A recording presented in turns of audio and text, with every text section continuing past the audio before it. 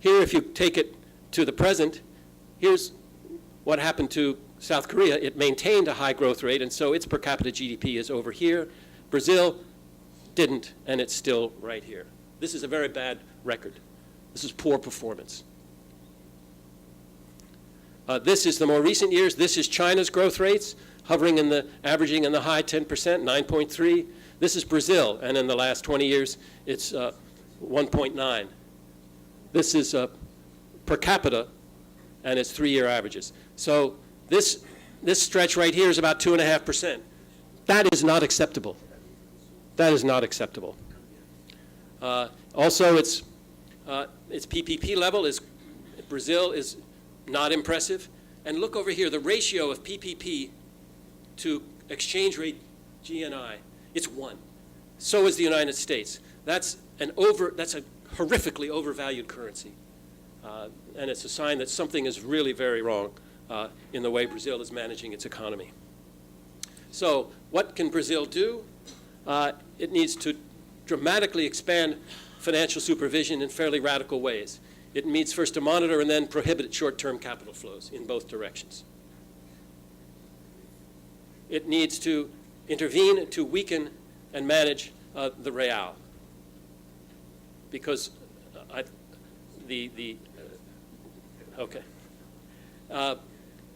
needs to introduce caps on bank deposit rates, and it needs to gradually increase required bank loans to BNDES, the development bank, at low spreads. Spreads in Brazil are amazing. They're so high, it's just shocking compared to Chinese. It's just unbelievable.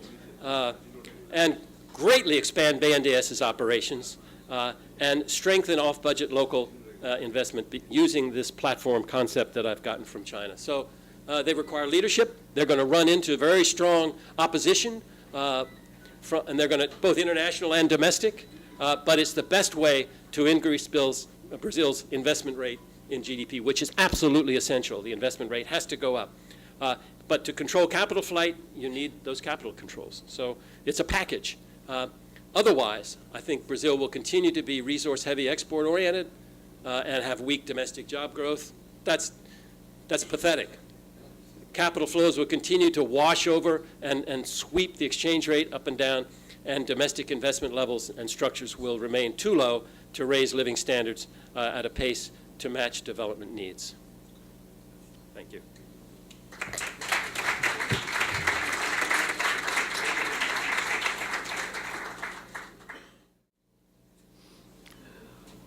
Well, I think we can take questions after the two presentations. So I would like to invite Esther.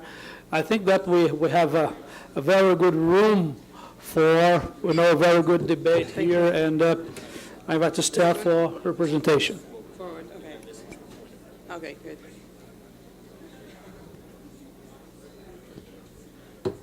Okay. I think after Mr. Keidel, I think I'll have a tough task here in order to explain the Brazilian growth model and the Brazilian growth prospect from the point of view of the government, let's say. So this is it's important. I'm also a professor. I'm not only an economic advisor. I'm also a professor at the university. For the last 2 years, I've been at the government. So, but the basic idea here is my presentation has basically 4 parts. The first one is try to describe the Brazilian model. And I would like to show that it's also a domestic demand model, not domestic demand-led model, growth model, not exactly export-oriented. The second part is to discuss the slowdown that we have recently seen in the Brazilian economy. And actually to try to answer a question that is very important here in Brazil. Is this a structural problem, or is this only a downside of a cycle that's going to pick up again in the next few years? And try to put this slowdown in the context of the global context. Try to explain why do we think that this recent slowdown is more related to the international environment and necessarily related to domestic problems. And at the end, I will try to raise some questions, some of which I think were addressed in the previous presentation, but I think it would be good for discussions at the end. So the first slide here is try to describe the growth model that has been implemented in Brazil in the last 10 years. Actually, could be even more, but I think in the last 10 years it had some important points that actually speeded up this model.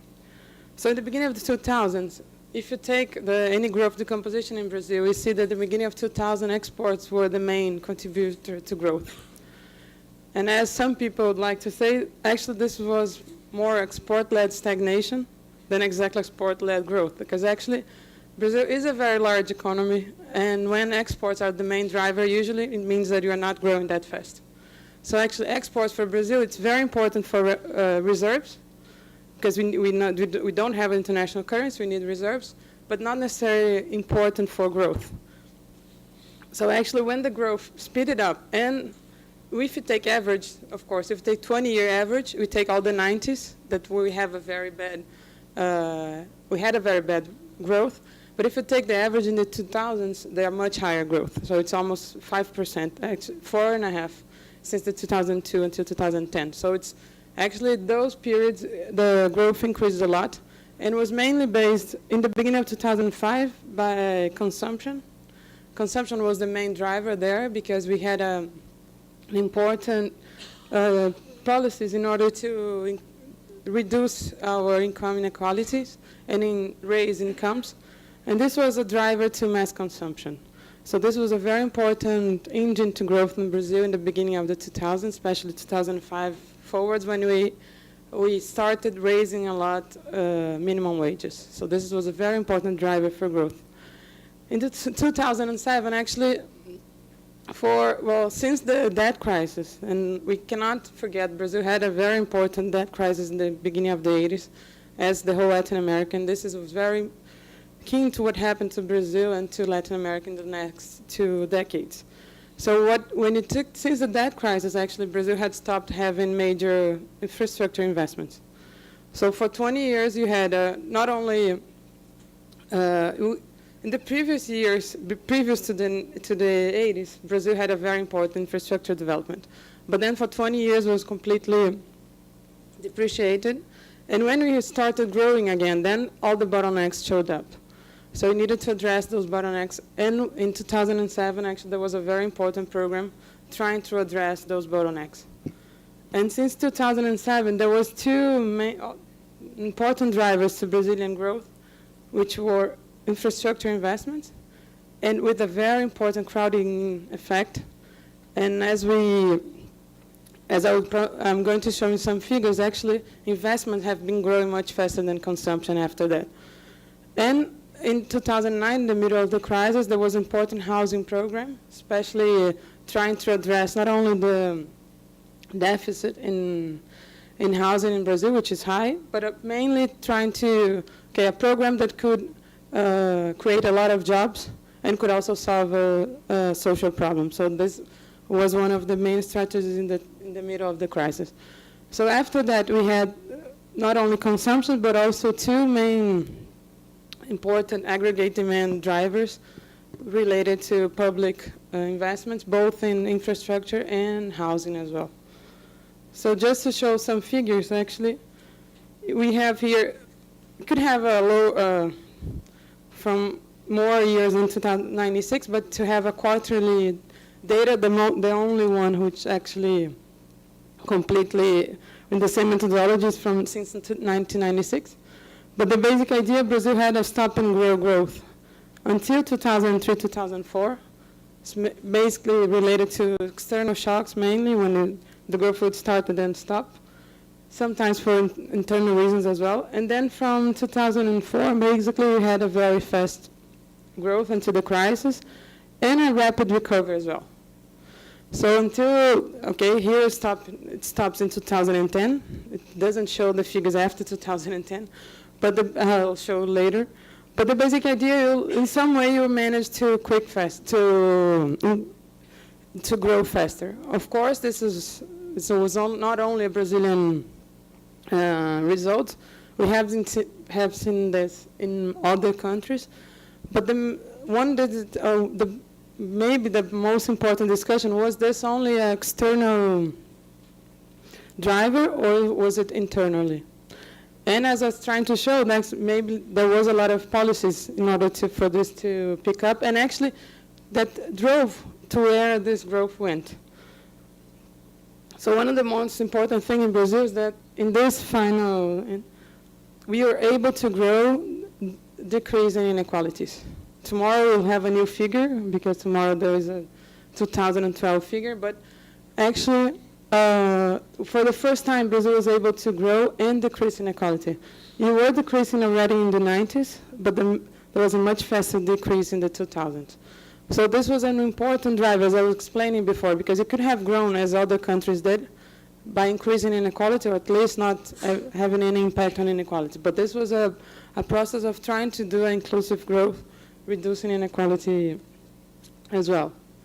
And another important figure that was to reduce external vulnerability as well. Of course, it was important to have increase in some commodity prices, and of course, in some sense, as I said before, the exports are important in order for this to create reserves, but also capital flows as well. But you manage, and I think Nelson will recognize this graph because I copied from one of his presentations.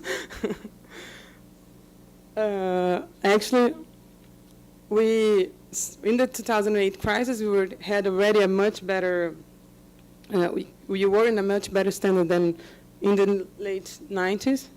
And so far, we have been keeping this with high reserves compared to our external debt and to our current account deficit. Can you see it from behind the... Oh, okay. Oh, it's missing. Okay. This is debt, this is reserves, and this is current account deficit. Okay, sorry. Over GDP, exactly. Sorry for the... now I saw that it's missing. Sorry. But what exactly is this model then? And one of the things that Brazil has, this is also something that we have been discussing with Claudio Milton from IPEA. I thought he was here, but that I heard from him this idea that we have a tropical welfare system. It's not a European welfare system, but it's our welfare system, which is very important in order to create a safety net. This is something very important when you have slowdowns and when you have crisis, that actually you don't go to the minimum. The deepness of the crisis is not that bad because you do have a very important social safety net. And this is basically done through pensions, okay, it's the biggest one, but also public workers. And you do have some of the special benefits, Bolsa Família, as you probably heard, and others which are smaller in terms of amount of GDP, but which actually have a lot of beneficiaries from those policies as well. So in some sense, the first thing is that we'll have a social safety net that guarantees in some way the domestic demand-led growth. And another important driver was the increase in minimum wage. This was very important. Actually, one of the safety net was in some way also helped by this increase in minimum wage. And the opposite to what people would say, minimum wage did not have a problem with employment. Actually, in Brazil, there was an important virtuous circle, and actually unemployment rate went down very fast. So now, and the figure from today, I don't know if you've seen, but it's still one of the lowest. It was the same as last year and lower than the previous month when we have 6